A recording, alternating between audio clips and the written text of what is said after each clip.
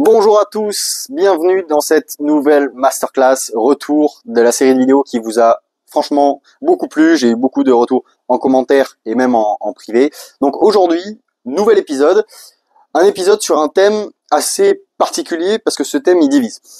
C'est un thème super intéressant, mais en fait, j'ai décidé de l'aborder parce que il y a vraiment des points de vue très tranchés et il y a personne que je vois aborder ce thème-là avec en étant mesuré et en apportant des arguments pour, des arguments contre. Chez les coachs, on va retrouver deux points de vue. Premier point de vue, souvent issu du bodybuilding et une certaine école du bodybuilding, tout est morpho-anatomie. Tout dépend de ça, vous inquiétez pas, je vais le définir juste après évidemment.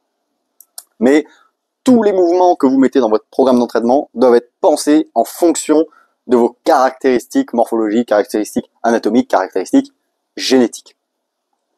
Et puis en face de ça, on a une autre partie des coachs qui dit en fait non, c'est totalement bullshit, ça c'est basé juste sur des caractéristiques visuelles comme ça, et souvent c'est des coachs qui vont se référencer plutôt dans la mouvance, anti-fragilité, un petit peu plus dit science-based, etc., et qui vont s'appuyer pour choisir un exercice sur des résultats EMG, donc l'activité électrique des muscles pour choisir un exercice.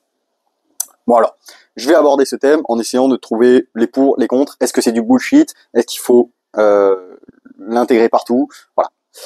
Et il y a chez les pratiquants, et c'est plutôt ça qui m'a motivé vraiment à le faire, il y a une utilisation des arguments morphologiques pour créer des croyances limitantes et se rassurer dans le fait qu'on est plutôt médiocre sur un mouvement, voire mauvais. Alors, pour commencer, on a deux types de morphologie. Qu'est-ce que c'est la morpho-anatomie? C'est juste l'étude des segments, la longueur des os, l'épaisseur des os, et de tout ce qui s'insère dessus, donc principalement les muscles et les tendons qu'on va étudier aujourd'hui. Et dans cette catégorisation ressortent deux types de morphologie. La morphologie brévilie, ok, je vais le mettre comme ça, brévi, et longi, putain. Deuxième utilisation de ce feutre, il est déjà mort. Okay. Donc vous avez les brévilignes et les longélignes.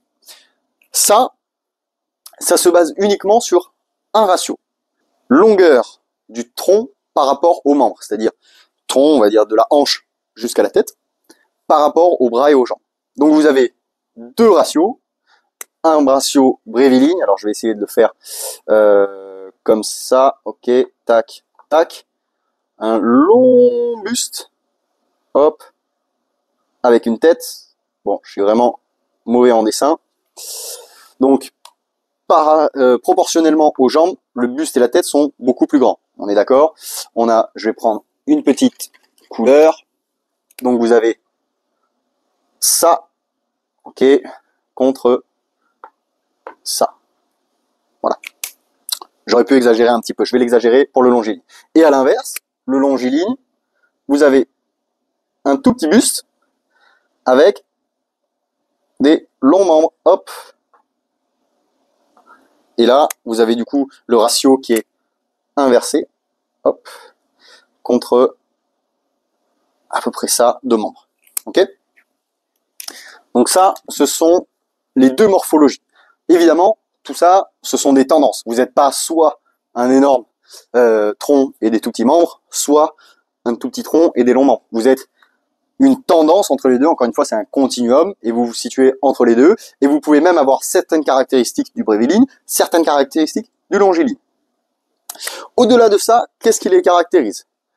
Bréviligne, donc tronc assez épais, tronc long, os plus épais, et longiligne, os un petit peu plus fin. Okay? Qu'est-ce qui les caractérise dans leur pratique sportive?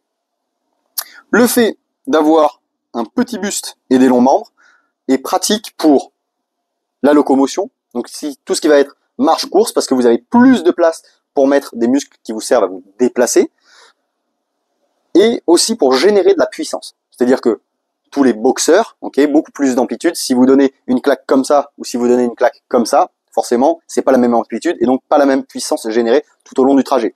Les sports de lancer, les sports de raquettes, etc., vous allez voir plutôt des longélignes.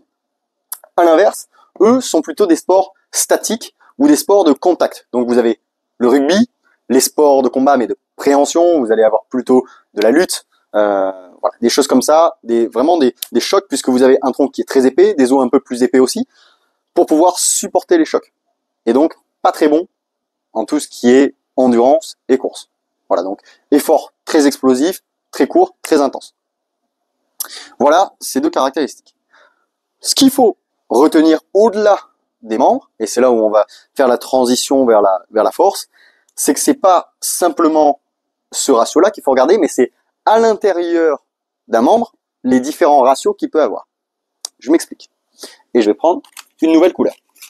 C'est-à-dire que ce qui est caractérisé par exemple comme un bon deadlifter, quelqu'un qui a des longs bras, vous l'avez entendu, ou un gros bencher, grosse cage thoracique et bras très courts. Mais ce qu'il faut regarder, c'est pas tellement la longueur des bras ou des jambes, mais aussi les ratios à l'intérieur d'un membre. Je vais prendre comme exemple le soulevé de terre. Quelqu'un qui est plutôt longiligne peut être considéré comme avantagé sur le soulevé de terre. Mais en réalité, ce qui est avantage, c'est avoir des bras très longs, effectivement, humérus et avant-bras, pour réduire l'amplitude. Mais au niveau des bas des jambes, avoir des fémurs longs n'avantage pas du tout au deadlift. Puisque si, je vais reprendre mon bleu, si on regarde de profil un deadlifter, okay, long tibia, long fémur, donc on a une hanche qui se situe ici, buste court, okay, donc beaucoup d'inclinaison, et des bras longs. Voilà, hop, bon, je fais pas très droit. Ici, il a énormément de distance à parcourir, okay, donc ça lui rallonge pas l'amplitude forcément. Ça lui l'avantage pas forcément. En revanche, avoir une sous-proportion tibia plus grand par rapport au fémur, c'est-à-dire que dans vos membres longs, vous avez des longues jambes, oui, mais sur ces longues jambes, vous avez la majorité qui est prise par du tibia, vous avez du coup un profil différent, hop, hop, hop, vous avez des longs tibias, fémur court, la hanche est là, le buste est court, ok, et la tête est là. Du coup, vous avez 2 fois moins d'amplitude, bon, c'est imagé effectivement, hop, et là, on est vraiment sur un profil de deadlift qui est très avantageux. Voilà. Bon, maintenant, quelles sont les implications? Maintenant qu'on a vu les segments, il y a quelque chose qui se rattache sur les segments, et c'est là que ça va prendre tout son sens. Au-delà, de simplement vous êtes constitué d'eau, vous allez vous insérer, par-dessus va s'insérer des muscles. On va prendre un exemple tout simple. Je vais faire un os, hein, vous me pardonnerez pour la qualité de cet os. Hop, hop, hop. Vous avez sur cet os un muscle qui va s'insérer avec plus ou moins de fibres musculaires. Hop, hop, hop, hop, hop. On a compris que c'était un muscle.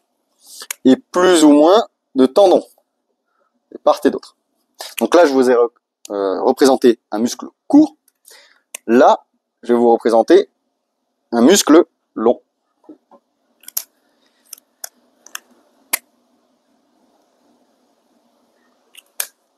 Un muscle long. La théorie, qu'est-ce que c'est? C'est que un muscle court est beaucoup plus vulnérable au risque de blessure et beaucoup moins performant. Parce que pour un même segment, si vous avez un muscle court, vous avez beaucoup moins de fibres à disposition pour produire un effort. Et donc, si vous allez sur le plan de la performance, vous allez être moins performant qu'un gars qui a les mêmes segments, mais avec des muscles longs. Et sur le plan prophylactique, donc prévention de blessure, vous allez être également moins performant parce que qui dit moins de production de force dit beaucoup plus à risque et encore plus dans des amplitudes extrêmes où le tendon va prendre la majorité de la charge. Ça, c'est la théorie. Qu'est-ce que ça nous indique? Ça veut dire qu'on a une combinaison de facteurs, ce qui fait que l'idéal, ce serait d'avoir des segments courts, donc moins d'amplitude, avec des muscles longs, la plus grande quantité de fibres musculaires possible sur ce segment. Et c'est là que on peut faire le lien avec le sport et encore plus sur nos mouvements qui sont des mouvements ultra standardisés et déterminés. Maintenant, je vais vous dresser un profil type pour que vous compreniez. Le profil type du bencher, par exemple, ce serait un gars, du coup, toute petite jambe, ok, hop, énorme tronc, tac, et petit bras, hop, hop, et surtout, avant-bras court par rapport à l'humérus, ok, humérus plus long que l'avant-bras, ce qui permet d'avoir moins de trajet à faire, ok? Le même principe que les tibias et le fémur tout à l'heure. C'est-à-dire pour atteindre la def, c'est encore plus pratique si vous avez des avant-bras qui sont courts. En plus de ça, on peut rajouter une autre particularité osseuse, c'est l'épaisseur de la cage thoracique. Ok? Effectivement, si vous avez plus de cage thoracique, vous avez plus de place pour y mettre des muscles, et vous avez aussi moins d'amplitude à faire. Par-dessus, on y rajoute des pecs longs, tac, tac, tac, ok, des triceps longs et des épaules plutôt longs. Là, vous avez la morphologie parfaite. Ça, c'est la théorie. Ce qu'on oublie très souvent de notifier avec ces insertions, c'est que souvent, on regarde une insertion que dans un sens. Je m'explique, l'exemple typique avec le biceps, c'est vous flexez, vous contractez votre biceps et vous regardez si vous êtes capable de mettre un doigt, deux doigts, trois doigts, quatre doigts, etc. Ça détermine la longueur de votre biceps. Ce qu'on oublie souvent de notifier, c'est que le muscle s'insère, il a une origine et une insertion, donc deux insertions tendineuses. Et par exemple, je vais vous prendre mon biceps, très très court d'un côté, donc là je peux mettre facilement trois doigts, ok, voire un quatrième, donc très très court. Pour autant, on n'a pas de bosse. Ce qui veut dire que de l'autre côté, j'ai plutôt un point fort biceps puisque il s'insère loin sur le mérus. Ok. Déjà, on oublie de notifier ça. Ça veut dire que dans toutes vos jambes, on a un quadriceps long qui s'insère bas vers la rotule, mais on regarde jamais l'insertion haute. Pareil pour les ischios, etc., etc. Donc, bien regarder. Le seul muscle pour lequel on regarde vraiment, c'est les pectoraux. C'est-à-dire que si vous avez des pecs bien carrés, ça veut dire que votre insertion est basse sur l'humérus, ce qui donne cette forme-là. À l'inverse, plus elle est haute, plus ça vous donne une forme, on va dire, incurvée. Et à l'intérieur, vous regardez si vous avez beaucoup d'espace entre les muscles, si vous avez une partie d'os qui ne se remplira jamais. Et même, je dirais, un troisième sens, c'est à quel point vos pecs descendent sur votre buste. Donc ça, c'est une autre sous-catégorie, par exemple, du bencher que j'ai oublié de notifier. C'est-à-dire, vous pouvez avoir sur votre long buste très peu d'abdomen et beaucoup de parties thoraciques, donc plus de place pour mettre des pecs. Là où ça devient tricky, c'est que en force athlétique, on a des moyens de contourner les points faibles anatomiques. Avec le bench, évidemment, ce qu'on prend jamais en compte, c'est le pontage. Et en fait, tous les gens qui se plaignent d'avoir des longs bras et des insertions peu avantageuses, ils peuvent compenser avec leur mobilité thoracique. Et au final, quand tu as 20 cm d'amplitude, t'es pas un point faible, t'es juste normal, t'es dans la moyenne. Maintenant, là où je vais dire bullshit sur cette théorie, ok, je dis pas bullshit parce que il n'y a pas d'argument, au contraire, c'est assez pertinent, hein, le constat de base est assez pertinent, des longs membres pour produire plus de puissance, etc., plus de fibres musculaires, plus de potentiel de production de force, là-dessus c'est imparable entre guillemets. Maintenant, je vais vous faire une petite liste juste de tête, hein, j'ai pas refait un état de la littérature scientifique dessus, mais tous les facteurs qui entrent en jeu quand on parle de production de force et de performance. Et pourquoi on peut trouver des contre-exemples à toutes les morphologies parfaites. Si on reprend le concept du bencher, vous avez Eliam par exemple qui fait record de France en 105, alors qu'il a des bras ultra longs, qui bench en prise serré et qu'il a une amplitude de zinzin. Et là vous vous dites attends, mais il devrait pas être aussi fort. Et pourtant il l'est. Ça veut dire qu'il y a d'autres facteurs sous-jacents qui peuvent venir contrecarrer ça. Ne serait-ce que sur le plan musculaire. 1. La masse musculaire. On est d'accord qu'un biceps de Mister Olympia de 3 kg, qui soit court ou long, est beaucoup plus fort et résistant à la tension qu'un biceps d'un débutant qui fait 200 grammes. Là-dessus, il n'y a pas de doute. Deuxième chose, le type de fibre musculaire. C'est-à-dire que, vous le savez peut-être ou peut-être pas, dans nos muscles, il y a deux grandes catégories de fibres musculaires. Les fibres de type 1, hop, qui sont des fibres oxydatives, donc qui utilisent l'oxygène pour produire de l'énergie, et ces fibres-là sont tout ce que vous allez retrouver dans les sports d'endurance. C'est pour ça que souvent, les marathoniens, etc., ont peu de masse musculaire. Ces fibres-là ne prennent beaucoup moins de place, donc ils ont développé, ils ont plutôt entraîné ces fibres de type là, et c'est pour ça qu'ils sont pas moins musclés dans l'absolu, mais ces fibres-là prennent moins de volume. Et vous avez les fibres de type 2. Alors, vous avez encore deux sous-catégories, soit 2A, soit 2X. Attention, si vous tombez sur 2B dans une étude ou dans quelque chose que vous lisez, c'est que ça a été fait sur des animaux, ok? Donc, faites attention à ça. Ce qui nous intéresse, c'est surtout les fibres de type 2X, qui sont les fibres qui utilisent notamment la filière des phosphagènes, donc les efforts très courts et intenses, on va dire de 0 à 5 secondes pour être vraiment très très flou, et vous avez des fibres un petit peu intermédiaires. Okay, ça, on a tous un pourcentage de fibres, de répartition de ces fibres dans chacun de nos muscles qui est différent. Alors il y a une partie commune, c'est-à-dire que selon le rôle du muscle dans la nature, entre guillemets, sur votre solaire, qui est un muscle en dessous des mollets, qui est vraiment un muscle de la marche, il va y avoir un pourcentage de fibres de type 1 qui est beaucoup plus élevé qu'un pourcentage de type 2. À l'inverse, d'un quadriceps par exemple, où il va y avoir beaucoup plus de fibres de type 2, parce qu'ils sont pas destinés aux mêmes usages. Mais on a aussi des différences inter-individuelles, c'est-à-dire que vous n'avez pas le même pourcentage sur un même muscle de fibres de type 1 et de fibres de type 2. Et donc, forcément, vous pouvez avoir des bras super longs. Si vous avez beaucoup plus de fibres de type 2, vous avez beaucoup plus de potentiel de production de force que moi. Alors, il y a un débat, encore une fois, j'ai pas refait l'état de la littérature scientifique sur le sujet, mais il y a un débat un petit peu sur est-ce qu'il est possible avec l'entraînement de modifier ces types de fibres, et on observe une mutation des fibres de type 1 en fibres de type 2, avec la spécialisation sur un mouvement, sur un type d'entraînement. Je me rappelle plus, je crois que c'était assez débattu, je veux pas dire de conneries, je sais pas si c'est d'actualité ou pas, mais il y a eu cette question à un moment donné. En tous les cas, ce qui est sûr, c'est que quand vous faites de la force, ces fibres-là sont beaucoup plus développées que d'autres. Ça, c'est certain. Ensuite, toujours sur le domaine musculaire, on a l'angle de pénation. Alors, qu'est-ce que c'est? Typiquement, le biceps, c'est vraiment le mauvais exemple pour montrer ça. Mais vous avez un angle dans lequel les fibres se rejoignent sur le tendon, sur certains muscles. Par exemple, le pectoral. Vous avez une espèce de torsion des muscles pour arriver sur le tendon. Par exemple, si vous connaissez un petit peu l'anatomie du quadri, allez, on va le faire un petit peu ensemble. Tac, tac, tac. Donc on a notre os en bleu, hein, on va faire court avec la rotule. Et vous avez un vaste externe, comme ça, hop, un vaste interne, et puis vous avez le rectus femoris comme ça au milieu. Vous avez un angle pour chacune des petites fibres qui vont s'insérer sur le tendon.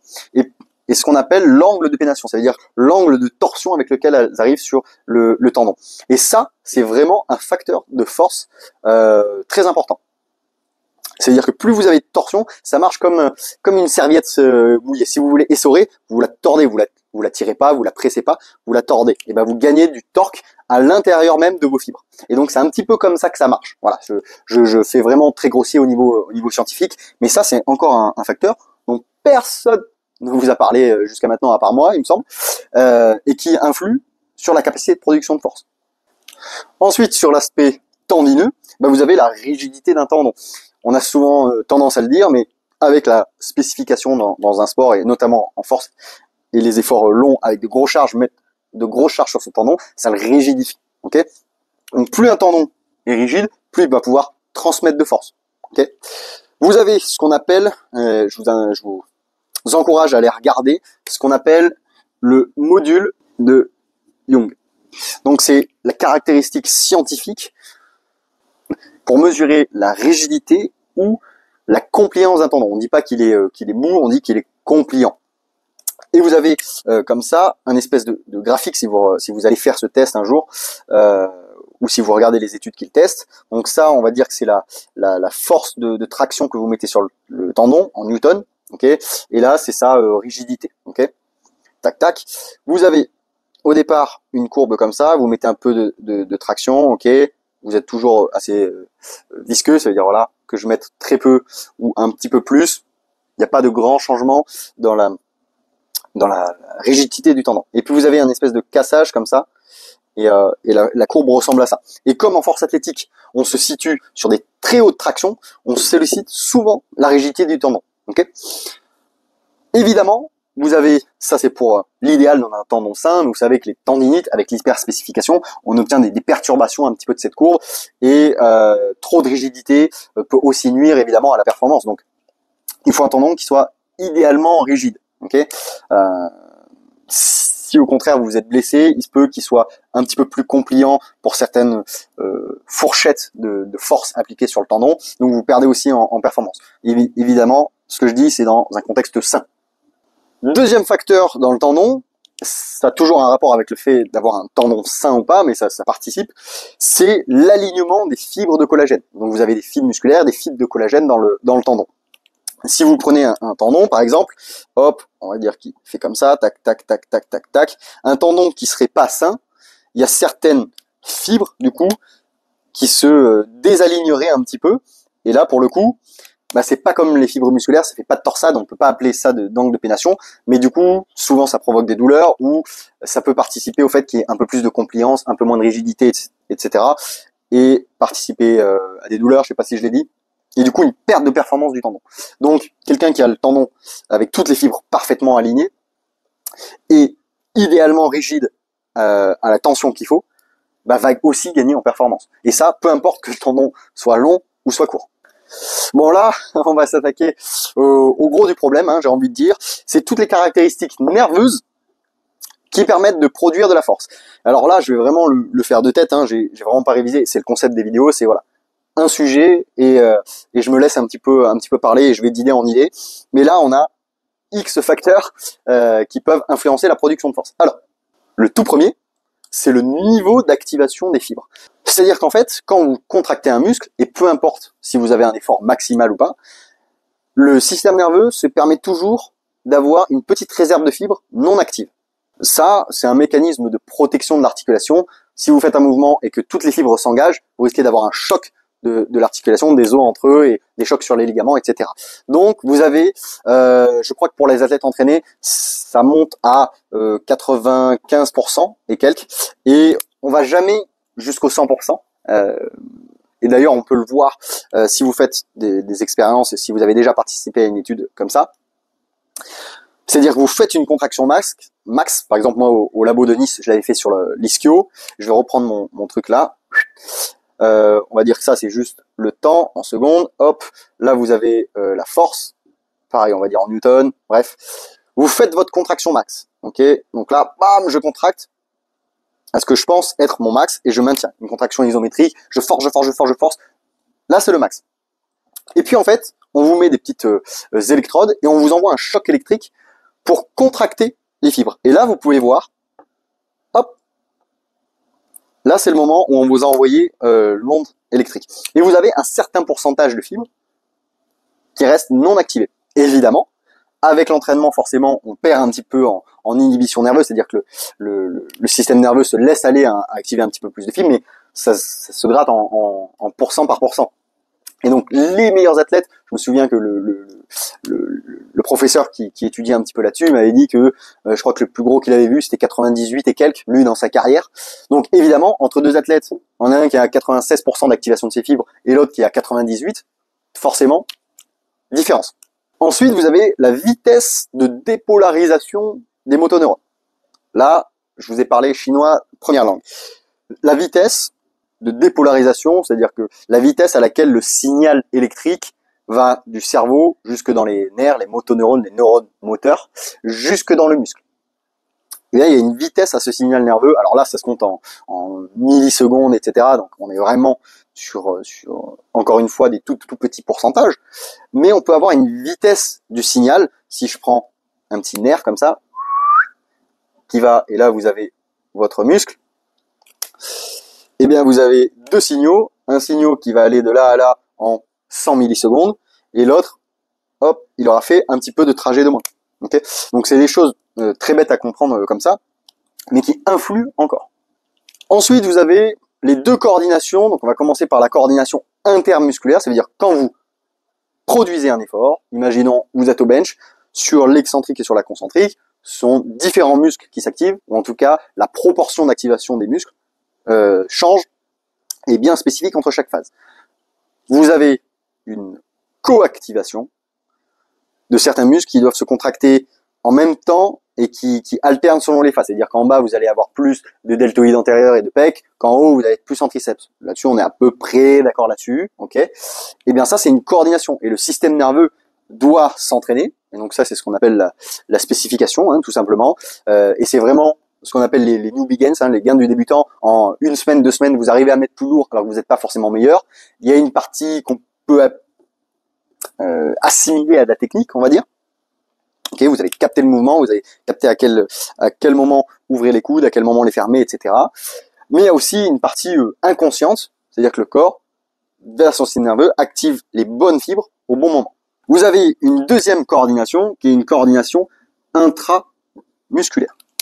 Ça, qu'est-ce que ça veut dire? Ça veut dire que dans le muscle, je vais reprendre mon petit schéma de muscle, hop, hop, ok. Les fibres ne s'activent pas une à une. Ça veut dire que on va faire les nerfs qui arrivent, hop, hop, on va dire ça, hop, comme ça. Chaque nerf, ou chaque terminaison nerveuse, active un certain paquet de fibres. C'est ce qu'on appelle les unités motrices. Ok? Et vous avez des paquets de fibres en fait musculaires qui vont ensemble. Alors là peut-être que c'est 10, là peut-être c'est 5, là peut-être c'est 3, etc. Je dis des chiffres un petit peu au hasard, mais pour que vous compreniez le concept. Et la coordination intramusculaire, ça va être de coordonner la contraction des différentes unités motrices, et c'est ça quelque chose c'est un facteur qui s'entraîne. Évidemment, ça se passe inconsciemment, hein, vous pouvez pas sentir vos unités motrices qui se contractent. Ça va avec le facteur d'avant, c'est-à-dire l'augmentation du niveau de fibre ou de la quantité de fibres qui s'active, mais c'est surtout la coordination. C'est-à-dire que, encore une fois, pour vous protéger, quand vous produisez un effort pour la première fois, vous avez 90% des fibres qui s'activent, mais elles s'activent pas tout en même temps. Elles se relaient. Okay, et plus vous allez vous entraîner, plus vous allez activer un nombre de fibres important et en même temps. Et c'est pour ça aussi que plus on se spécifie dans la force et dans les efforts courts et intenses, pour ça aussi qu'on est beaucoup plus fatigable, parce qu'on arrive à recruter plus de fibres en même temps. Donc ça, c'est la deuxième coordination. Dernier facteur, ou en tout cas, je vais m'arrêter là pour le système nerveux, c'est la baisse de la coactivation et co-contraction. C'est deux concepts qui vont se confondre, hein, parce que au final, ça a une seule et même résultante. Je m'explique. Quand vous produisez un effort pour la première fois, toujours pour protéger vos articulations, le système nerveux active les muscles agonistes, donc les muscles qui vont produire l'effort. On va prendre l'exemple de la concentrique au bench. Vous allez activer évidemment pec, deltoïde antérieur, triceps, ok. Mais il va aussi contracter les muscles antagonistes à cela, donc le biceps, le grand dorsal, le trapèze, etc. Avec l'entraînement, forcément, vous sécurisez un petit peu votre système nerveux, on va appeler ça comme ça, et vous avez une baisse de la coactivation, ce qu'on appelle la coactivation, c'est-à-dire l'activation des muscles antagonistes. Donc plus vous allez faire de bench, moins les muscles de votre dos vont s'activer et donc se contracter. Et donc vous allez devenir de plus en plus efficient et vous allez laisser plus de place, en tout cas les muscles vont moins opposer de résistance au mouvement en lui-même. Donc ça, donc on a cité 4 peut-être facteurs nerveux, 4 ou 5, on a cité 2 facteurs musculaires, on a fixé 2 facteurs tendineux, donc on a une dizaine de facteurs, ouais j'abuse un peu, un peu moins d'une dizaine de facteurs, et là c'est que ce que j'ai retenu de tête, mais si je me plongeais un petit peu dans la littérature scientifique, et je vous invite à le faire si ça vous intéresse, vous allez en retrouver plein d'autres.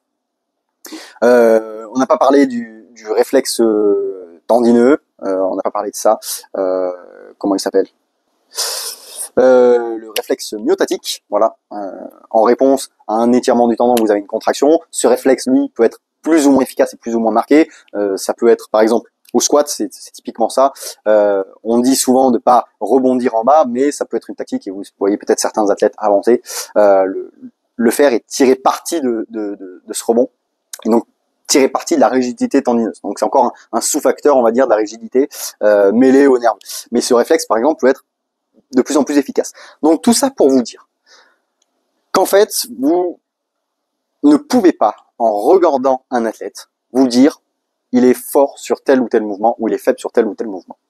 Il y a beaucoup trop de facteurs qui sont invisibles à l'œil nu, et même ça, hein, quand je vous dis mesurer la coactivation et la co-contraction, il faut aller en labo, faire des tests standardisés, mettre des électrodes, recueillir les signaux électriques. Encore faut-il que les signaux électriques correspondent vraiment à une contraction ou à une coactivation. Enfin, voilà, c'est pas parce que vous mettez des électrodes et que vous voyez que le pec se contracte mieux, enfin que se contracte plus, que il va plus se développer. C'est surtout ça que je voulais dire. Le lien entre activation et développement musculaire n'est pas forcément établi. Okay, donc ne basez pas non plus votre choix d'exercice que sur les résultats EMG. Et c'est pour ça qu'il existe des contre-exemples. C'est pour ça que Eliam est très fort au bench. C'est pour ça que vous avez des mecs qui ont énormément d'amplitude au deadlift, qui peuvent être très très forts. Voilà. Tout ça, vous pouvez pas le juger. Maintenant, on va aborder, parce que ce qu'il faut tirer de la morpho-anatomie, c'est l'analyse de ces mouvements et qu'est-ce qu'on peut retirer juste physiquement de ces mouvements et qu'est-ce qu'on peut en tirer dans la prog, surtout. Quand il faut rédiger, bon, comment je m'entraîne comparé à comment je bouge et comment je suis conçu. Est-ce que ça a un sens de prendre en compte ces données-là ou est-ce que ça n'a aucun sens? D'abord, je vous propose de faire un petit jeu chez vous en même temps que vous regardez la vidéo. Vous pouvez prendre tous les facteurs morpho-anatomiques, donc la longueur des segments, la longueur des muscles. Vous pouvez vous amuser à vous analyser, ok, et donner des bons points et des mauvais points sur un mouvement donné. Et on va faire, par exemple, un petit jeu sur le bench, par exemple, parce que c'est vraiment le mouvement sur lequel on ressort le plus, parce que le squat a une amplitude imposée, bon, le bench aussi, mais c'est vrai qu'avec la mobilité thoracique, on peut un peu contourner comment on est bâti. Mais je vous propose un petit jeu, c'est-à-dire que pour chaque caractéristique que je vais citer, vous allez mettre, est-ce que c'est un point positif ou est-ce que c'est un point négatif? Et souvent, tous les mecs que j'entends dire « Ah, mais j'ai des bras longs, c'est pour ça que je suis nul au bench. » Attends, essaye de voir s'il n'y a pas autre chose. Et est-ce que c'était vraiment nul au bench? Si tu as toutes les caractéristiques que je vais citer, tu les mets en point faible, ok, t'es pas bâti pour le bench. Si au final, et la plupart des gens, ça va être ça, c'est que ça va plus ou moins s'équilibrer. Et vous allez voir que, bah oui, vous avez des bras longs, mais vous avez des insertions. Peut-être que vous avez une mobilité de thoracique qui vous permet de compenser ça. Donc, on va commencer par les os. Est-ce que vous êtes bréviligne ou longiligne? Ok, donc est-ce que vous avez un long buste ou un petit buste? Long buste, plutôt point fort, petit buste, plutôt point faible. Est-ce que sur ce buste, vous avez une cage thoracique épaisse ou une cage thoracique fine? Cage thoracique épaisse, bon point, cage thoracique fine. Maintenant, est-ce que vous avez une bonne mobilité thoracique, donc un bon pontage? Ok, bon pontage, plus un point, mauvais pontage, moins un point. Là, souvent, les longilines, on compense. Je dis on parce que je suis dans ce cas-là, hein, j'ai un tronc qui est plus petit que mes membres. On compense par une bonne mobilité en général thoracique. Donc, bah en fait, peu importe si vous êtes longiline ou bréviline, si vous avez une mobilité qui compense, vos points négatifs du tronc, vous pouvez les jeter à la poubelle. Ensuite, on va parler des bras. Est-ce que vous avez des longs avant-bras?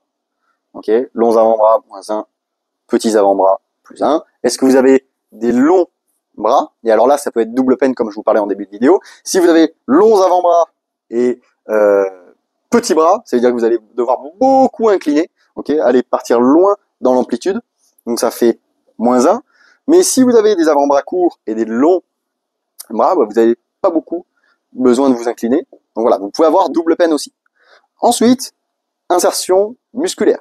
Est-ce que les pecs sont longs? Et est-ce qu'ils sont longs dans toute leur insertion et est-ce qu'ils sont courts dans toute leur insertion? C'est-à-dire, regardez l'insertion sur le bras. Est-ce que vous avez les pecs incurvés? Est-ce que vous avez les pecs droits? Est-ce que vous avez un espace entre les pecs? Est-ce que par rapport à votre torse, est-ce que les pecs sont longs? Okay.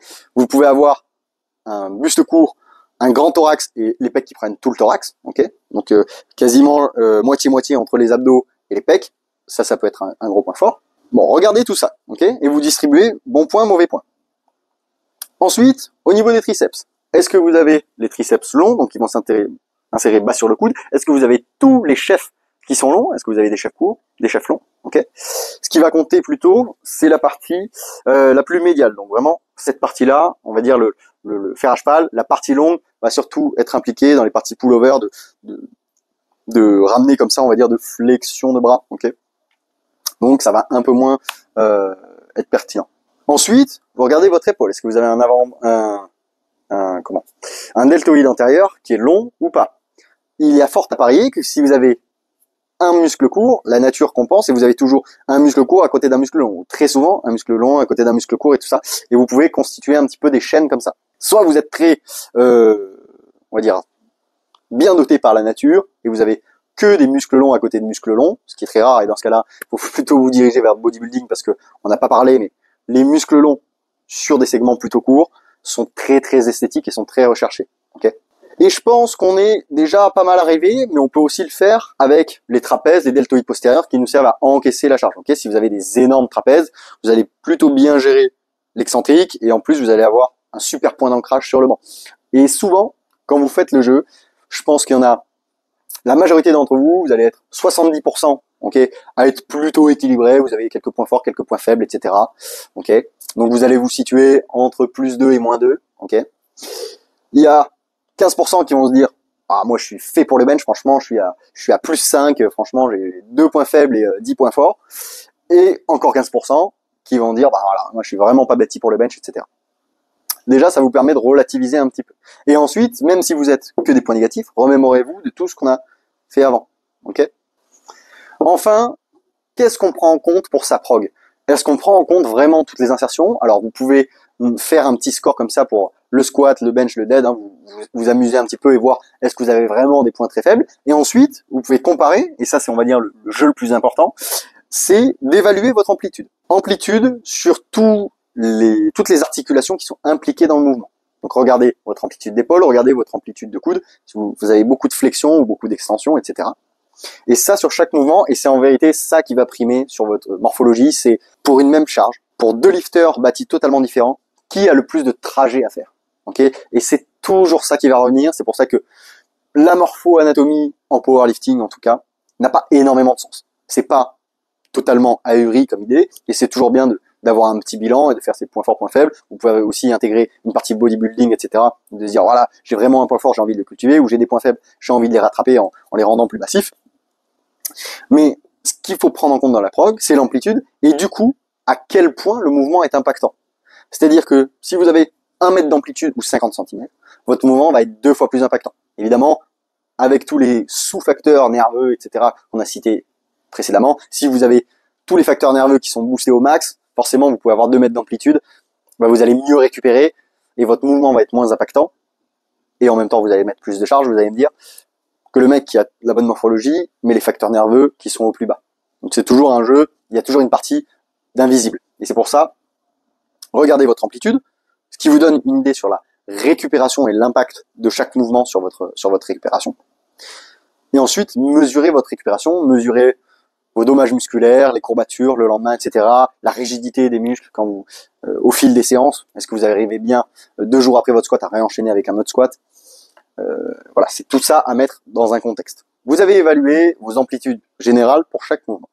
Maintenant, il faut aussi comprendre qu'il n'y a pas que des avantages à avoir une petite amplitude. C'est un avantage en termes de perf, ok, là-dessus on est d'accord, mais c'est un désavantage sur la prophylaxie, la prévention de blessures. Pourquoi? Quelqu'un qui est bâti pour le squat, un long tronc, des fémurs courts, ok, donc pas beaucoup d'inclinaison du buste, ok, engagement majoritaire des quadriceps et des longs tibias pour casser très rapidement la parallèle. Donc il va squatter très droit, ok, amplitude qui est élevée, donc une amplitude globale qui est assez courte, ok, mais au final, dans l'amplitude de chaque articulation, on va avoir beaucoup de flexion de genoux, on va avoir pas mal de flexion de hanche et peu de flexion de buste, ok. Donc on a un aspect prophylactique quand on est battu dessus, on a un aspect perf et un aspect réhab. Maintenant, si vous avez une amplitude qui à la base morphologiquement devrait demander plus d'amplitude, exemple vous êtes longiligne, donc petit buste, long membre, long fémur, beaucoup d'inclinaison, ok, vous allez avoir du mal à récupérer de votre mouvement. Par contre, évidemment, la technique et la personnalisation de chacun, ok, pour sa technique, c'est-à-dire que souvent ce qui va se passer, c'est que vous allez mettre la barre plus bas dans le dos pour éviter d'avoir le moins d'amplitude possible. Et du coup, là, ce qui se passe, en fait, vous passez dans ceux qui ont peu d'amplitude par votre technique, donc vous pouvez améliorer votre perf, mais ça devient presque un défaut quand on parle de prévention de blessure. Pourquoi? Parce que vous allez avoir beaucoup de poids sur le tronc, beaucoup de flexion tronc, très peu de flexion de hanche à proprement parler, ok. Vous avez beaucoup de poids qui est sur l'arrière, et très peu de flexion de genou. Et le principe de spécification, ok, au fur et à mesure, c'est que ça nous rend rigide, ça nous rend fort, ok, je pratique mon squat, peu d'amplitude, je suis hyper carré, je gagne des kilos plus facilement que si j'avais mis la barre modérément bas, on va dire. Par contre, au fur et à mesure de l'année, je rends mes articulations plus faibles sur une amplitude élevée. Et au fur et à mesure, ma seule source de progression va être de cutter l'amplitude, jusqu'au moment où ça n'est plus réglementaire. Ok, c'est la même chose pour quelqu'un qui va ponter énormément. Ok, la seule solution pour progresser, ça va être de ponter encore plus. Même combat pour les deadlifts sumo ultra larges, très haut tibia, etc. Très peu d'amplitude, mais du coup, bah, vous avez des qualités musculaires et qualités de hinge qui est quand même assez faible. Et du coup, pour compenser ça, à la fois pour améliorer la perf et pour augmenter, on va dire, votre préhab, ok, hop, vous allez devoir passer par des phases dans l'année où vous allez devoir augmenter l'amplitude. C'est-à-dire que plus vous êtes longiligne, plus vous avez un low bar optimisé pour que l'amplitude, plus vous allez bénéficier au niveau prévention de blessures d'avoir un high bar et d'aller amener vos genoux, aller amener votre hanche dans des amplitudes extrêmes. Ok, je vais vous faire encore une fois un petit schéma. Ok, donc pour vous expliquer ça, pourquoi? Là, c'est vraiment les études, les souvenirs d'un graphique que j'avais vu dans une étude quand j'étais en master, donc il y a 2 ans. Une étude qui comparait plusieurs méthodes de renforcement musculaire et la force qu'on était capable de produire à différentes amplitudes. Étaient comparés plusieurs groupes, ceux qui s'entraînaient à faible amplitude, donc moins de 90 degrés par exemple, ok, étaient capables de produire de la force dans cette amplitude-là. Et après, ça faisait quelque chose comme ça. Alors que ceux qui s'entraînaient à 150 degrés, prenons, hop, créaient de la force à peu près équitablement sur tout le continuum d'amplitude. Ça veut dire que vous vous entraînez à très grande amplitude. Imaginons, vous faites bench halter, vous mettez plus grande amplitude que vous pouvez. Donc là, je sais pas à combien de degrés on est, mais on ne va pas être loin des 150. Vous créez de la force, la capacité de production de force, disons, sur tout le continuum d'amplitude. Alors que si vous vous arrêtez à 90, et encore, on va dire, allez, à 80, vous créez de la force que là. Et donc, le jour où vous arrivez là, blessure. Non seulement le jour où vous arrivez là, mais encore plus avec cette idée de spécification, c'est-à-dire que plus vous avancez, vous faites des pickings, vous augmentez en performance, plus vous allez vous rigidifier. Et donc, si vous vous entraînez à 90, petit à petit, vous allez perdre des degrés de force, et donc vous allez perdre de la force sur votre amplitude qui est déjà acquise. Donc, évidemment, c'est la même chose à 150, hein, vous spécifiez à 150, vous allez perdre 140, 130, etc. Ok, je schématise. Mais, vous avez encore 95% de votre amplitude sur laquelle vous êtes capable de produire de la force. Et donc, cuter l'amplitude grâce à la technique, oui, c'est un très bon moyen de gagner de la perte sur le court moyen terme. Mais par contre, plus vous allez être d'un extrême, plus vous allez avoir besoin de l'autre extrême pour vous rééquilibrer, éviter les blessures, et même pour être capable de produire de la force de manière générale. Ok ? Donc c'est vraiment ça, c'est vraiment ce travail d'analyse là qu'il faut faire sur ces mouvements avant de commencer la prog. C'est-à-dire, je regarde mes segments, ok, est-ce que je suis plus ou moins bâti pour tel ou tel mouvement? Deuxièmement, comment est ma technique et comment j'exploite ou non mes qualités physiques, génétiques, morphologiques? Est-ce que je suis bâti pour un mouvement et en plus je l'exploite bien, donc j'ai peu d'amplitude, mais j'ai une amplitude qui est saine, ok, puisque c'est comme ça que je suis bâti. Donc j'ai peu besoin, j'en ai quand même besoin, on a toujours besoin de travailler dans plus d'amplitude, mais j'ai peu besoin de mettre de la variation sur laquelle je vais aller chercher beaucoup d'amplitude. Je reprends l'exemple du gars qui a la morphologie parfaite pour le squat, il va squatter avec un low bar modéré ou un mid bar, quelque chose comme ça, va très peu bénéficier d'un high bar, ok, ça sera assez proche. Il va avoir très peu de changements en termes d'angle de flexion de genou et de hanche, donc il va en bénéficier, mais beaucoup moins que celui qui a une amplitude extrêmement limitée avec des segments désavantageux. Par contre, attention sur le bench, si vous avez que des points forts, mais vous avez une technique qui va dans le sens de vos points forts, c'est-à-dire gros pontage, très peu d'amplitude, là, vous avez aussi avoir besoin soit d'un flat bench, soit de bench halter, soit de close grip, etc. Donc, vous pouvez faire ce petit travail-là, et c'est toujours aller balayer le continuum de l'entraînement de l'amplitude.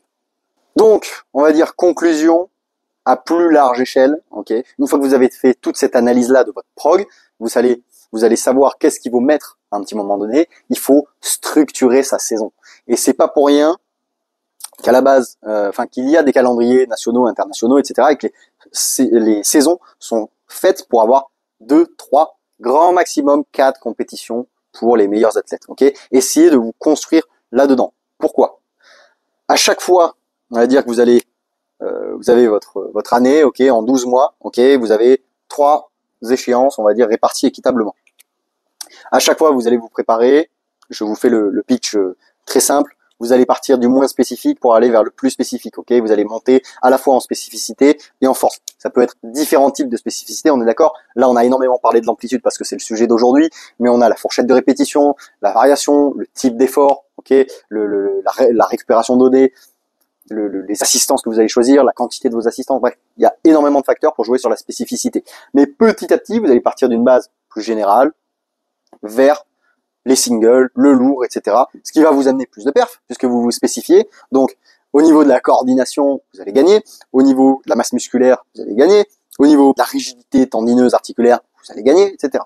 Mais la contrepartie de ça, c'est qu'il va falloir redescendre et récupérer de ça. Okay, pour récupérer du potentiel longévité et supporter le reste de la saison, parce que vous pouvez pas, enfin vous pouvez faire 3 compétitions au max, mais je vous conseille de pas garder le focus spécificité, le curseur spécificité au max. Sinon vous allez juste exploser, parce que vous avancez rigidité, rigidité sur rigidité sur rigidité, vous perdez du potentiel de force, et un jour, vous allez vous exposer à la limite. Okay, donc il vous faut du temps pour récupérer et pour reconstruire et aller un petit peu plus haut pour profiter du momentum à l'échelle d'une saison. On parle beaucoup de momentum à l'intérieur d'un bloc ou d'une semaine, etc. Mais on parle peu du momentum à l'intérieur d'une saison. Et à plus large échelle sur la carrière, allez, je me lance jusqu'au bout, il peut y avoir, donc voilà, on va dire que ça représente 3 ans, etc.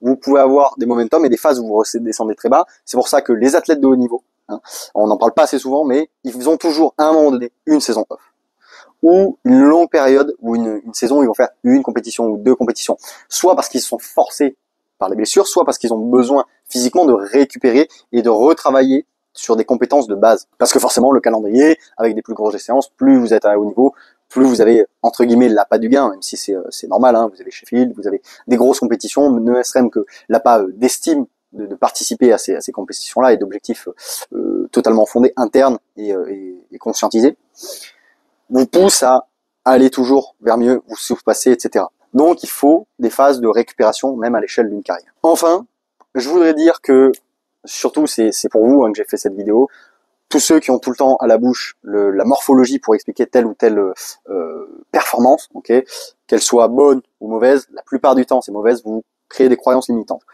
Et avec tous les facteurs que je viens de citer, avec tous les tips que je viens de vous donner, vous ne pouvez pas juger que votre morphologie est un facteur limitant, à moins d'avoir construit intelligemment toute votre carrière et de vous être entraîné, allez, je dirais comme ça, pendant 15 ans, en ayant tout calibré. En tout cas, tout calibré, en ayant tout calibré, j'exagère un petit peu, mais si vous n'avez pas fait 15 ans d'entraînement régulier, allez, avec 5 semaines de vacances par semaine, on va prendre le cas d'un salarié français, mais voilà, si vous faites, ouais, j'ai fait 15 ans, mais je me suis arrêté 1 an là, 6 mois là, 1 an là, 6 mois là, vous pouvez pas exploiter votre potentiel et vous pouvez pas rejeter, on va dire, la faute, entre guillemets, sur votre morphologie. Si vous avez dormi au moins 7 heures par nuit, sur 15 ans, si vous avez eu votre total calorique et de préférence léger surplus pendant 15 ans, allez, j'exclus évidemment, il va y avoir des petites périodes de cut, etc., mais grosso modo 5 à 10% de moyenne sur les 15 ans de surplus. Si vous avez eu vos bonnes macros, si vous avez une bonne micronutrition, si vous avez eu des protocoles de mobilité, si vous avez bien géré les moments à forte spécification et les moments où il faut travailler sur des compétences plus générales et beaucoup plus amplitude, si vous avez fait ça pendant 15 ans, et que vous vous heurtez à un palier, vous pouvez dire, ouais, effectivement, j'ai des bras courts, j'ai un torse long, etc. Pour le deadlift, c'est désavantageux et je commence à m'approcher d'une barrière physique et génétique. En dehors de ça, je veux plus entendre ces arguments. Voilà, c'est juste que vous n'êtes pas assez fort, que vous n'êtes pas assez entraîné et que vous avez 1 millier de leviers à activer pour dépasser ce palier. Voilà, j'espère que vous avez apprécié cette vidéo. Je pense que c'est la plus longue pour l'instant. N'hésitez pas à me dire ce que vous avez pensé de cette vidéo, ce que vous pensez de la morpho-anatomie, comment vous l'intégrez dans vos entraînements, quels critères vous utilisez pour établir votre programmation. Et n'hésitez pas, si vous avez aimé cette vidéo, à la liker, la partager, la commenter et vous abonner à Nikaya Powerlifting. N'hésitez pas à nous contacter en DM sur Instagram si vous voulez qu'on s'occupe de votre programmation et de votre progression. Et n'hésitez pas à aller faire un petit tour sur nikayapowerlifting.com pour porter, bon là je suis un mauvais élève, je porte le t-shirt de mon club, mais vous avez des t-shirts, des hoodies. Si vous nous envoyez un message, on peut vous faire des bâches, on peut aussi vous faire des coloris particuliers pour vos t-shirts. Bref, je vous invite à aller voir ça, ils sont très très stylés. Et puis je vous dis à bientôt pour une prochaine vidéo. Ciao.